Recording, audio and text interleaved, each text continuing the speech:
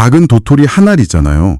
거기에 거대한 참나무의 모든 정보가 다 담겨 있다는 거 혹시 생각해 보셨어요? 아, 그 씨앗 안에 이미 최종 모습이 다 들어있다는 개념 말씀이시죠? 네, 바로 그거요.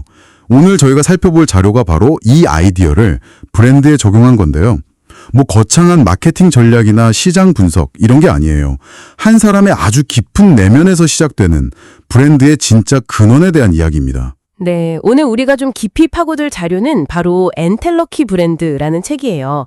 여기서 엔텔러키라는 말이 아마 좀 생소하실 수 있는데 네, 저도 처음에 좀 어렵더라고요. 이게 아리스토텔레스 철학에서 가져온 개념이거든요. 쉽게 말하면 내 안에 잠재된 가능성이 완전히 현실로 드러난 상태. 뭐 이 정도로 생각하시면 돼요. 그래서 이 자료는 브랜드의 진짜 본질이 창업자의 철학이나 소명, 때로는 어떤 분노 같은 강력한 내면의 씨앗에서부터 시작된다고 아주 강력하게 주장하고 있어요. 그러니까 브랜드란 무엇인가라는 질문을 완전히 새로운 각도에서 보게 되는 거군요. 그렇죠. 어떻게 한 사람의 생각이 살아 숨쉬는 브랜드가 되고 그 철학이 조직 전체를 이끌고 더 나아가서는 하나의 생태계까지 만들어내는지 오늘 그 비밀을 구체적인 사례들을 통해 제대로 한번 파헤쳐 보려고 합니다. 자, 그럼 본격적으로 시작해 볼까요? 좋습니다. 그럼 역시 엔텔러키라는 개념부터 확실히 짚고 가야 할 것 같아요. 방금 도토리 이야기를 해주셨는데 모든 존재 안에 잠재된 목적과 본질이 실현되는 상태. 이걸 브랜드에 적용하면 브랜드 역시 창업자라는 한 사람의 마음속에서 싹튼 철학의 씨앗에서 출발한다. 이렇게 이해하면 될까요? 정확해요. 그래서 이 자료가 처음부터 끝까지 강조하는 게 뭐냐면 브랜드를 제대로 이해하려면 단순히 제품이나 서비스, 뭐 재무제표 같은 걸 분석하는 걸로는 절대 그 본질에 닿을 수 없다는 거예요. 책에 아주 인상적인 비유가 하나 나오거든요. 바로 개구리 해부 이야기예요. 개구리 해부요. 흥미로운데요? 우리가 개구리의 생명을 이해하겠다고 마음먹고 개구리를 해부해서 심장, 폐, 위를 다 꺼내서 분석한다고 한번 생각해 보세요. 각 기관의 기능은 알 수 있겠네요. 그렇죠. 기능은 알 수 있겠죠. 근데 정작 가장 중요했던 생명, 그 자체는 해부하는 순간 사라져버리잖아요. 브랜드를 숫자랑 데이터로만 분석하는 게 꼭 이렇다는 거예요. 그 안에 담긴 창업자의 소명, 가치, 그 살아 숨쉬는 정체성 같은 건 다 놓치게 된다는 비유죠. 그래서 이런 구절이 나와요. 브랜드는 욕망에서 태어날 수 있지만 사랑으로 길러져야 비로소 생명력을 갖는다. 와, 생명이라는 단어가 확 와닿네요. 브랜드를 그냥 상품이 아니라 하나의 생명체로 보는 관점이군요. 네, 바로 그거죠. 근데 자료를 보면 요즘 많은 브랜드들이 이런 생명력과는 정반대의 길을 가고 있다고 아주 날카롭게 지적하더라고요. 허용을 판다고요. 맞아요. 그 부분을 아주 강하게 비판하죠. 허영, 즉 베니티의 어원이 라틴어로 비어있음, empty에서 왔다는 점을 딱 짚어요. 비어있다. 네, 결국 본질은 텅 비어 있으면서 사람들의 채워지지 않는 욕망만 계속 자극한다는 거죠. 그리고 이런 브랜드들의 최종 목적지가 바로 좀비 브랜드가 되는 거라고 경고하고 있어요. 좀비 브랜드라니 표현이 정말 강렬하네요. 구체적으로 어떤 걸 의미하는 건가요? 말 그대로 영혼이 없는 브랜드예요. 자신만의 철학이나 기준은 없이 시장에서 잘 나가는 리딩 브랜드를 그냥 흉내내는 거죠. 그러면서 더 싼 가격을 무기로 시장에 뛰어들어서 결국 시장 전체의 질서를 무너뜨리는 존재. 살아있지만 살아있는 게 아닌 진짜 좀비 같은 브랜드라는 거예요. 그렇군요. 그럼 이 자료가 제시하는 대안은 뭔가요? 좀비가 되지 않으려면? 그럼 어떤 브랜드가 되어야 하는 거죠? 그 대안으로 제시하는 것이 바로 생태계 브랜드입니다. 생태계 브랜드요? 네, 이 개념을 설명하려고 코로나19 팬데믹 상황을 예로 들어요. 혹시 팬데믹 때 하늘이 유난히 맑았다는 거 기억하세요? 아, 맞아요. 비행기가 안 떠서 비행운이 없었죠. 맞아요. 전 세계적으로 비행기 운행이 멈추면서 하늘에서 비행운이 사라졌잖아요. 그걸 보면서 수많은 사람들이 우리 인간의 활동이 지구에 이렇게 직접적인 영향을 미치고 있었구나 하고 피부로 느꼈죠. 이런 경험들이 쌓이면서 이제 소비의 기준이 근본적으로 바뀌고 있다는 거예요. 단순히 예쁘고 싼 물건이 아니라 나와 우리 그리고 지구 전체를 생각하는 브랜드를 찾기 시작했다는 거죠.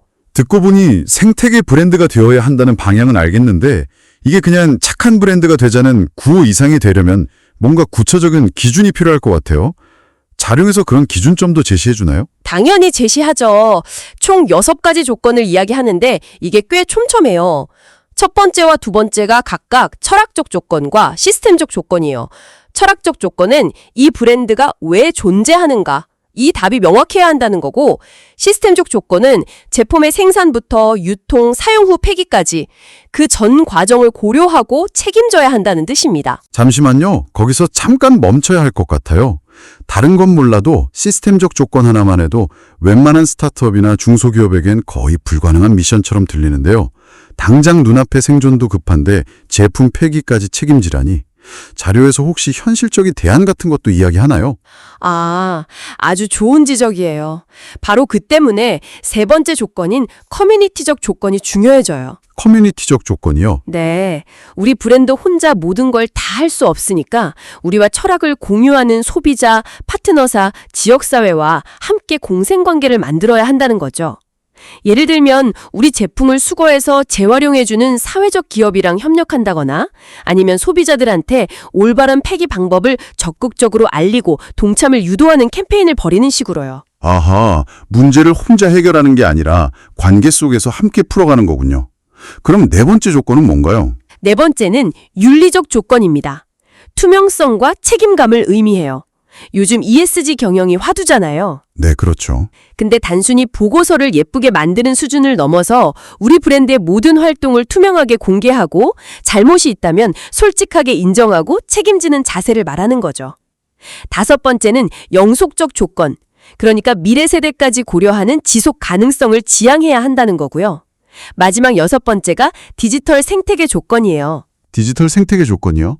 이건 좀 새롭게 들리네요. 네, 오프라인뿐만 아니라 온라인 디지털 영역에서도 책임을 다해야 한다는 개념이에요.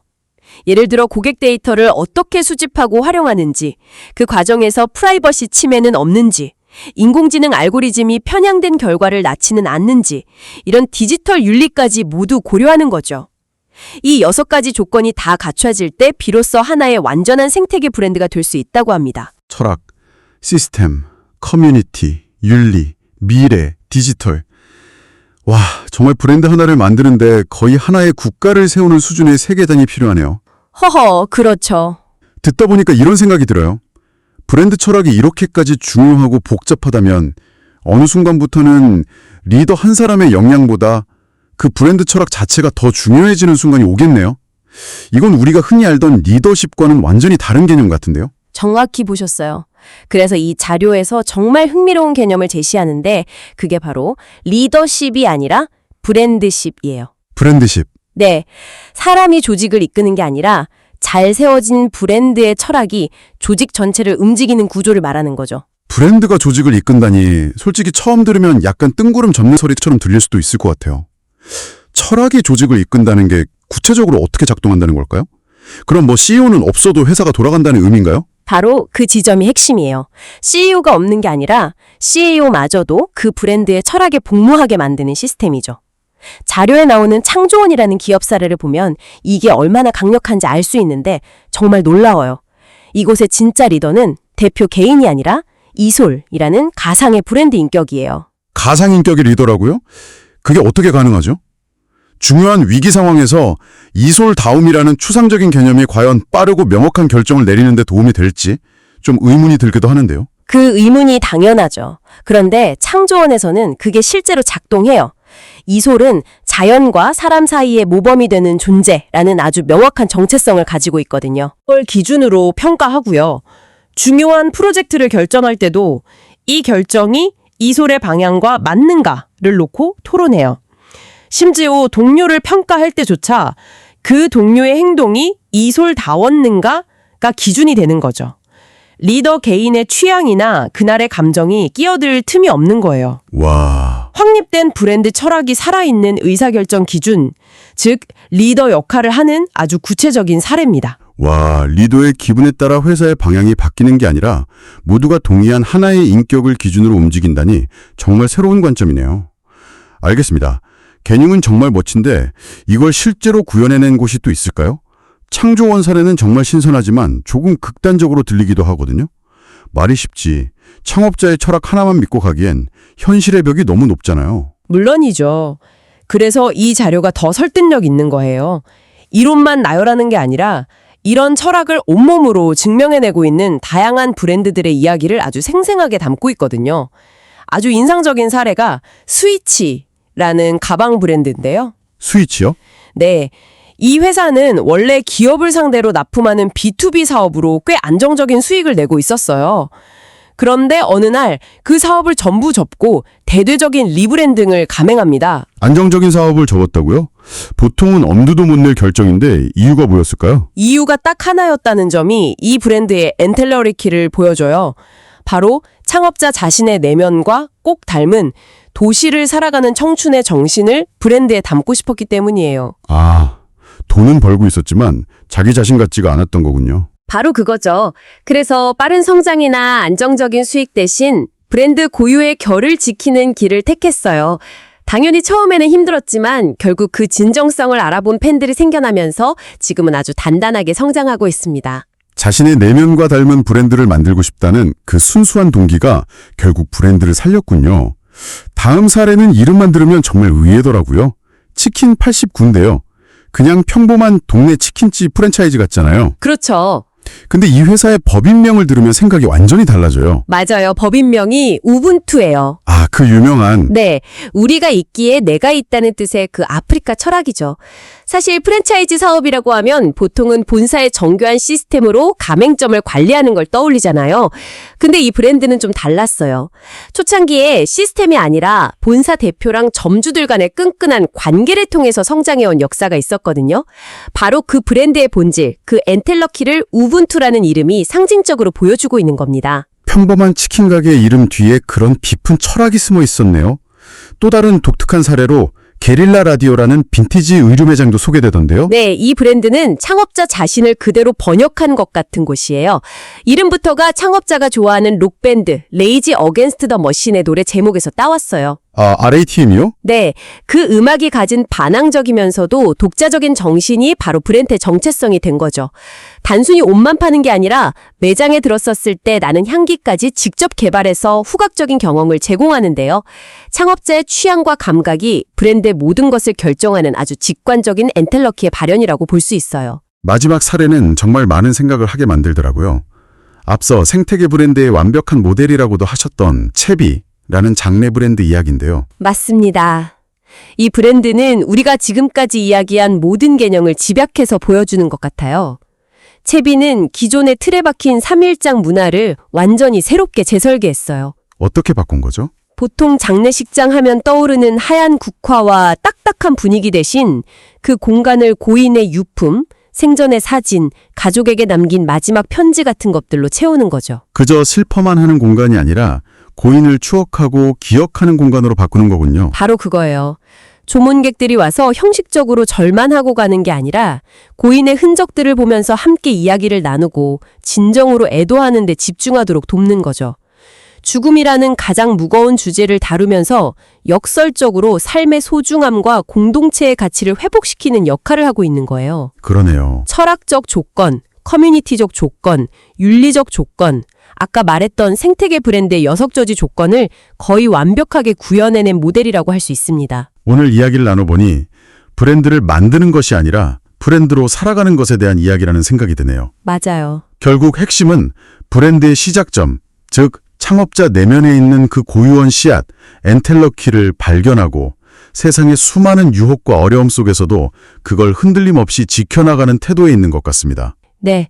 그래서 이 자료는 마지막에 창업자들에게 스스로에게 던져야 할 13가지 질문을 제시하면서 끝을 맺어요. 나는 왜 이 일을 시작했는가? 같은 근원적인 질문부터 만약 이 브랜드가 내일 당장 사라진다면 이 세상에 무엇이 남을까? 와 같이 정말 본질을 파고드는 질문들이죠. 와, 이번 비반 창업가가 아니더라도 우리 각자가 지금 하고 있는 일의 의미를 다시 한번 깊이 되새겨보게 만드는 질문들이라고 생각해요. 오늘 나눈 이 모든 논의를 관통하는 하나의 질문을 당신께도 던져드리면서 마무리하고 싶네요. 바로 이 질문입니다. 나는 지금 어떤 질문 앞에 멈춰서 있는가? 이 자료에 따르면 때로는 하나의 질문과 제대로 마주하는 그 순간이야말로 우리가 잊고 지냈던 내 안의 엔텔러키가 다시 깨어나는 순간이라고 하거든요. 당신의 삶이, 당신의 일이 만들어가고 있는 브랜드는 과연 어떤 질문에 대한 답을 찾아가는 과정인가요?